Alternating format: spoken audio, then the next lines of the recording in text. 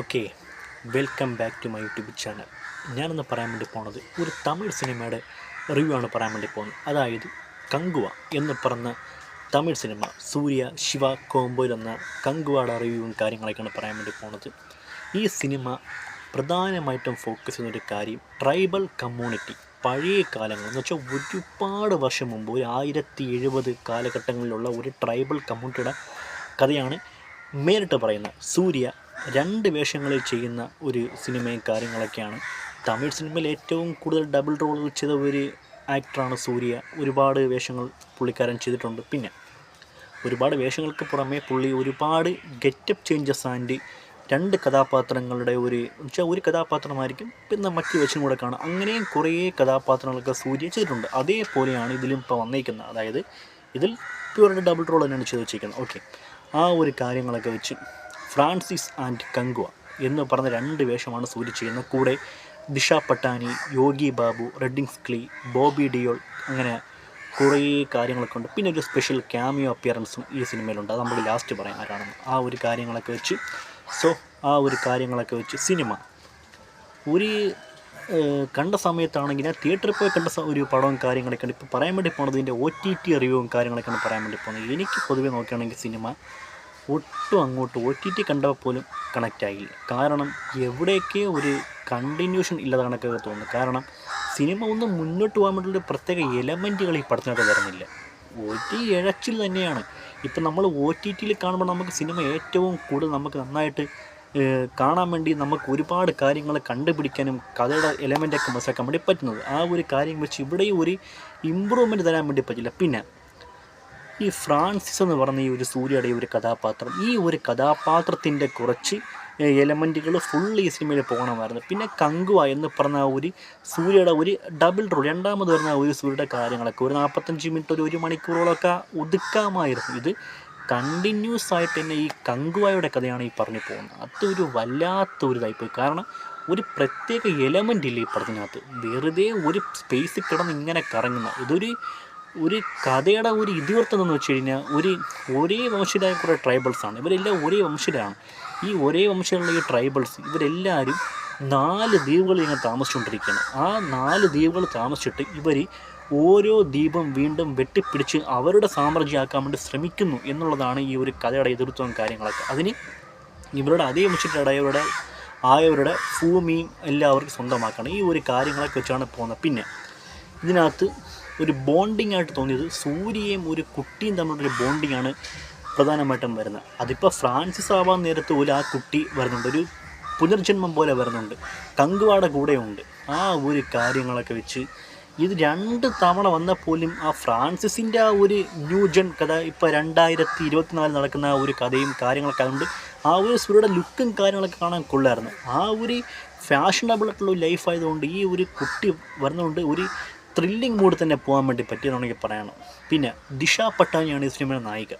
ദിഷ പട്ടാനിക്ക് പ്രത്യേകിച്ചൊന്നും ചെയ്യാനുള്ള ഒരു സ്പേസ് ഇല്ല. കാരണം ദിഷ പട്ടാനിയുടെ ഒരു ലെവലൊക്കെ ഹിന്ദിയിൽ വേറെയാണ്. ആ ലെവലിൻ്റെ ഒരു പകുതി പോലും ഇവിടെ വരാൻ വേണ്ടി പറ്റിയതെന്നാണ് പറയേണ്ടത്. പിന്നെ ബോബി ഡിയോൾ, ഉദിരൻ എന്ന് പറഞ്ഞൊരു കഥാപാത്രം ചെയ്യുന്ന ബോബി ഡിയോളിനെ പറ്റി പറയുകയാണെങ്കിൽ പുള്ളി നമ്മൾ ഈ ആനിമൽ സിനിമയിലെ കണ്ട പുള്ളി, പിന്നെ അങ്ങനത്തെ കുറേ ഇതൊക്കെ ഇല്ലേ, ഈ സിനിമയിൽ നിന്ന് വെച്ച് നോക്കാൻ പുള്ളിയുടെ ഒരു ഇമ്പ്രൂവ്മെൻറ്റ് നമുക്ക് ഇവിടെ കിട്ടിയില്ല. പുള്ളി വേറെ ലെവലാണ്. പക്ഷെ എന്നാൽ ഈ ഒരു കഥാപാത്രവും സാഹചര്യങ്ങളും സ്ക്രിപ്റ്റും ഈ പുള്ളിക്ക് ഒന്ന് മികച്ചതായിട്ടൊന്നും എനിക്ക് തോന്നില്ല. പുള്ളിക്കൊരു സ്പേസ് കൊടുത്ത് നിർത്തിയിരിക്കുന്നത്, അതായത് ബോബി ഡിയോളാണെന്നുള്ള ഒരു സ്പേസ് കൊടുത്ത് അതിനപ്പുറത്തേക്ക് ഈ പുള്ളിക്ക് വിടുന്നു ചെയ്യില്ല. പിന്നെ ഈ ഒരു ഏച്ചുകെട്ടലിൽ കൂടെ ഇങ്ങനെ കുറേ ഇറക്കം താഴ്ചകൾ ആ രീതിക്കൊക്കെ അങ്ങനെ ഇങ്ങനെയൊക്കെ പടം പോയി എങ്ങനെയൊക്കെയോ കുറേ നമ്മൾ ഈ ബാഹുബലിയിലെ കണ്ടതിന് അവസാനം ഒരു ഘോര യുദ്ധം അതൊക്കെ തന്നെയാണ് നടക്കാൻ വേണ്ടി പോകുന്നത്. അങ്ങനെയൊക്കെ കുറേ കാര്യങ്ങളൊക്കെ പോയിട്ട് പിന്നെ വീണ്ടും പ്രസൻറ്റിൽ ഫ്രാൻസിൻ്റെ കാലത്ത് വരികയാണ്. ഫ്രാൻസിൻ്റെ കാലത്ത് വരുമ്പോൾ ക്ലൈമാക്സ് അടുപ്പിച്ചൊക്കെ എത്തുന്ന നേരത്ത് കങ്കുവ ഫ്രാൻസിസ്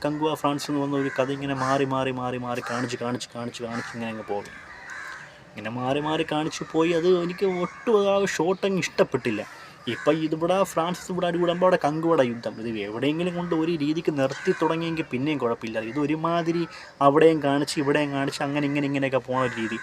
ഡയറക്ഷനൊക്കെ ആണെങ്കിൽ ഭയങ്കര മോശമായിരുന്നു. ശിവയുടെ ഒരു ടിപ്പിക്കൽ കഥയെന്നല്ല ഒരു ഡയറക്ഷൻ ഒന്നും ഇവിടെ കാണാൻ വേണ്ടി പറ്റില്ല. ഇപ്പോൾ സിരുത്തൈ, വീരം, വിവേകം, വേതാളം അങ്ങനത്തെ ഒരു എലമെൻ്റ് ഒന്നും കാണാൻ പറ്റില്ല. ഇത് വേറെ എന്തോ എത്തിച്ചു. പിന്നെ ദേവശ്രീ പ്രസാദാണ് ഇതിൻ്റെ മ്യൂസിക് എത്തിയിരിക്കുന്നത്. പുള്ളി മാക്സിമം ചെയ്തിട്ടുണ്ട്. അതായത് പുള്ളിക്ക് വേണ്ട ചില ഒരു വർക്ക് ചെയ്യാനുള്ള ഒരു സ്പേസൊക്കെ ഈ സിനിമ കിട്ടും. ബാക്ക്ഗ്രൗണ്ട് മ്യൂസിക് പാട്ടിലൊക്കെ സൂപ്പറായിരുന്നു. അത് ചെയ്തു വെച്ചിട്ടുണ്ട് ഈ ദേവശ്രീ പ്രസാദ്. പിന്നെ യോലോ എന്ന് പറഞ്ഞ സോങ് ഈ സിനിമയിൽ ഇല്ല. അത് കട്ട് ചെയ്ത് കളഞ്ഞാണ് പിന്നെ കാണിക്കുന്നത്. പിന്നെ അങ്ങനെ കുറേ ഈ മെയിനായിട്ടൊരു കാര്യമുണ്ട് കേട്ടോ. അതായത് ഈ നമ്മുടെ ശിവയുടെ സിനിമയിലൊക്കെ നമ്മൾ കാണുന്നൊരു ഫാക്ടറാണ്, ചെറിയ വില്ലന്മാർ തുടങ്ങി വലിയ വില്ലന്മാരിലേക്കാണ് ഈ കഥ ഇങ്ങനെ പോകുന്നത്. അതെല്ലാ പടവും അങ്ങനെയാണ്. അതായത് വേതാളം, വിവേകം അങ്ങനത്തെ സിനിമകളൊക്കെ നോക്കുകയാണെങ്കിൽ കുഞ്ഞു കുഞ്ഞു വില്ലന്മാർ തുടങ്ങി മെയിനായിട്ട് വില്ലൻ്റെ അവസാനം കാണിക്കുന്നത്. ആ പാറ്റേൺ ഇവിടെ ഫോളോ ചെയ്തിട്ടുണ്ട്. അത് ഒരു ഗംഭീരമായ പരിപാടി തന്നെയായിരുന്നു. പിന്നെ വേറൊരു കാര്യം എന്ന് വെച്ച് കഴിഞ്ഞാൽ അങ്ങനെ ഇരുന്നിട്ട് പോലും ഇവിടെ ഓരോരോ വില്ലന്മാർ മരിക്കുന്നു അങ്ങനെയൊക്കെ പോയിട്ട് പിന്നെ നടന്നൊരു കാര്യം എന്ന് വെച്ച് കഴിഞ്ഞാൽ അവസാനമായിട്ടാണ് ആ ഒരു ഗസ്റ്റ് അപ്പിയറൻസ് എൻട്രി വരുന്നത്. കാർത്തിയുടെ എൻട്രി വന്നിട്ട് പിന്നെ കുറച്ച് കാര്യങ്ങളങ്ങ് സീരിയസിട്ട് പോകണക്കഥ. അതായത് കാർത്തി വന്നതിന് ശേഷം നമുക്ക് ഇതിൻ്റെ രണ്ടാം ഭാഗമുണ്ട്. ആ രണ്ടാം ഭാഗത്തിലേക്കുള്ള ഒരു ട്രാവലിംഗ് സിനിമയുടെ ആ ഒരു പാർട്ട് വേ ഗംഭീരമായിരുന്നു. അതായത് അപ്പുറത്ത് നോക്കുകയാണെങ്കിൽ ഇപ്പോൾ കാർത്തി ഒരു റോൾ ചെയ്യുന്നുണ്ട്, ഡബിൾ റോളാണ്. ഒരു പുനർജന്മം പോലെ ഇങ്ങനെ കാർത്തിയും ഒരു കാര്യം ഇങ്ങനെ ചെയ്യുന്നുണ്ട്. ആ ഒരു കാര്യം വെച്ച് ഇവിടെ ഫ്രാൻസിസും ആ ഒരു ന്യൂജൻ കാർത്തി, പിന്നെ അവിടെ കങ്കുവായും മറ്റേ ഇപ്പോൾ ട്രൈബൽ കമ്മ്യൂണിറ്റി രത്താംഗസം എന്ന് പറഞ്ഞ ആ ഒരു കാർത്തി, ഈ ഒരു രീതി വെച്ച് അങ്ങനെ ആ ഒരു സ്റ്റോറി ആയത് ഗംഭീരമായിരുന്നു. അപ്പോൾ രണ്ട് രീതിയിലേക്കുള്ള ഒരു രീതിക്ക് ഇങ്ങനെ അത് എങ്ങനെ വർക്കൗട്ട് ആവുന്ന കാര്യങ്ങളൊക്കെ രണ്ടാം ഭാഗത്ത് നമുക്ക് കാണാൻ വേണ്ടി പറ്റും. അതൊരു പെർഫെക്റ്റ് ആയിട്ടുള്ള ഒരു എൻഡിങ് ആണെന്ന് എനിക്ക് തോന്നിയത്.